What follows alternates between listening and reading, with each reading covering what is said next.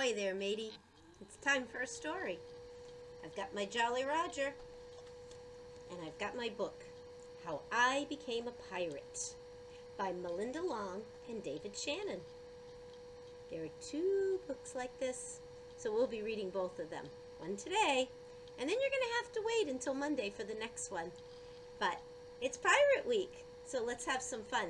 Remember I told you all about the Jolly Roger, that you're going to see lots of places? Well, David Shannon put on the back of this book a different kind of Jolly Roger. Still has the bones, he still has the face, he looks great, but wait till you see the one on his next book. We're going to pay a lot of attention to this because that's the sign of a pirate. Are you ready? Here we go.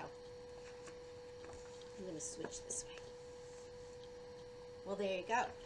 How I Became a Pirate. And there's the title page, written by Melinda Long. She wrote it. She's the author. Illustrated by David Shannon. He made the pictures. Super. And maybe earlier today you drew a pirate. If not, you'll do it this weekend. You'll see that video too. Pirates have green teeth when they have any teeth at all.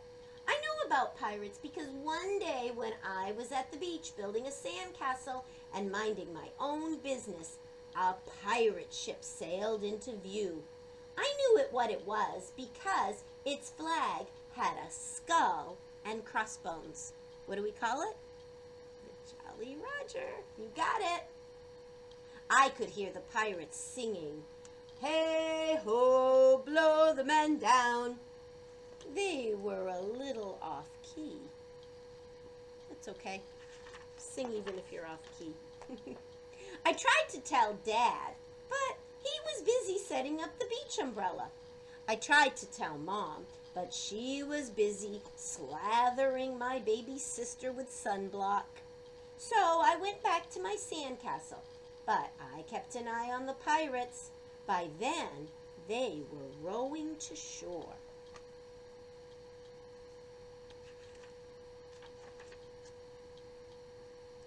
When they landed, the head pirate climbed out of the boat and yelled, "Ahoy there, matey! Be this the Spanish Main?" "No," I said. "This is North Beach." "Shiver me timbers," the pirate said. "We must have taken a wrong turn at Bora Bora." He walked around my castle. He looked at the moat. Then he yelled back to his crew, "He's a digger, he is, and a good one to boot."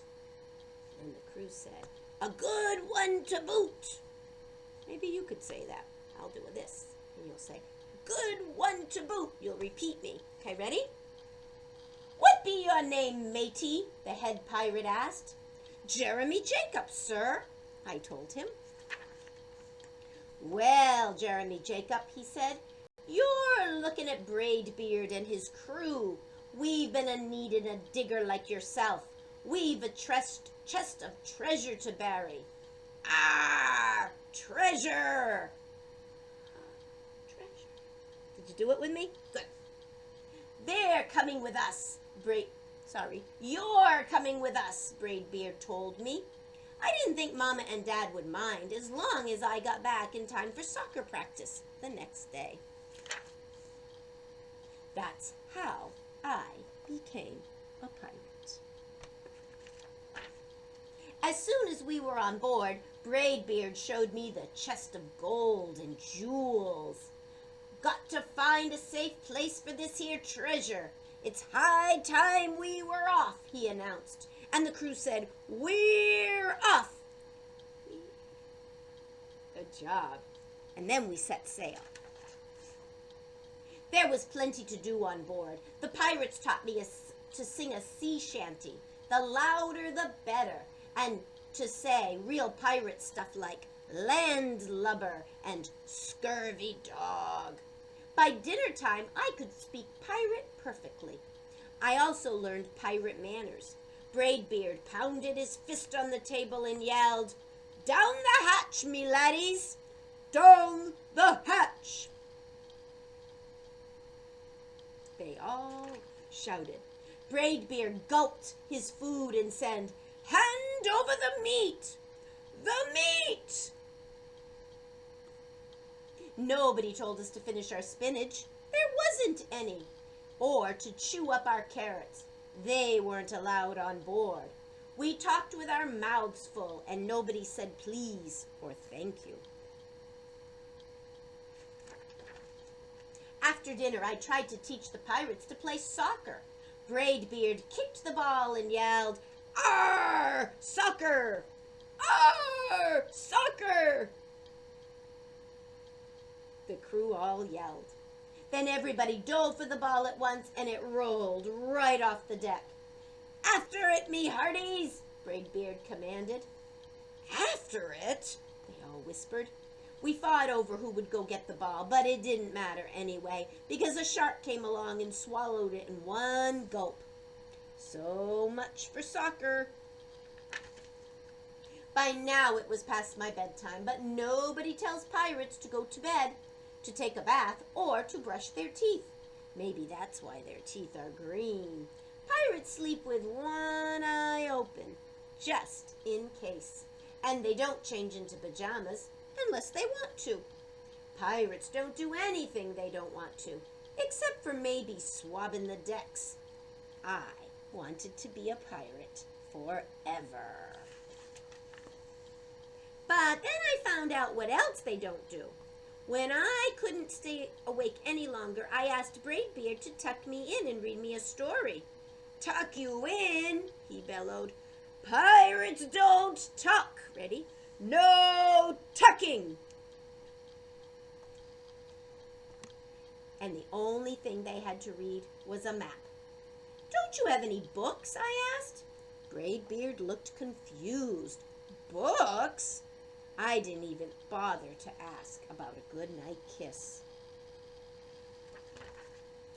It wasn't easy to fall asleep without a story, but I was finally dozing off when a storm broke. Thunder boomed and lightning flashed. I tried to hide under the covers as waves slammed up against the ship, but I kept falling out of my hammock. I couldn't find anyone in the cabin. They were all on deck. "Lower the sails!" Braidbeard shouted. "Batten down the hatches!" Everybody ran around yelling and lowering and battening. Nobody had time to sit close and tell me it would be over soon. Nobody even noticed me. I decided that I didn't want to be a pirate after all. Just then, flash, crash, crack, lightning hit the mast and split it right down the middle. "What'll we do now?" yelled one of the pirates. "We'll have to turn back," called another. "But the treasure!" hollered Braidbeard. "Where will we bury the treasure?" I stepped forward. "Maybe I can help," I shouted over the wind. "I think I know the perfect digging spot." When the storm was over, we rowed back to shore and buried the chest. We drew a map so that we could find the treasure again. But I don't think I'll need it. Jeremy Jacobs' backyard. We're going to talk about treasure maps. After that, the pirates repaired the ship and got ready to set sail. Before they left, Braidbeard handed me a flag and said, "You make a fine pirate, Jeremy Jacob. Guard that treasure well. We'll be back to get it soon enough. And if you ever need us," Braidbeard added, "just run the Jolly Roger up yonder pole." And maybe I will, but not today. I have soccer practice. And look at his shirt, it says Pirates. What could you put in front to make it into a word? Pirates? Pirates. His team was the Pirates. Kind of fun, huh? I like this book. And on Monday, I'll read you the next one. And we're going to talk a lot more about Jeremy Jacobs' map, because I think that's one of the really fun things about pirates. So boys and girls, you have a great weekend. And just maybe later today, we're supposed to be doing that parade at the school. So I hope you're outside and I get to see you. Have a great day. Bye-bye, mateys.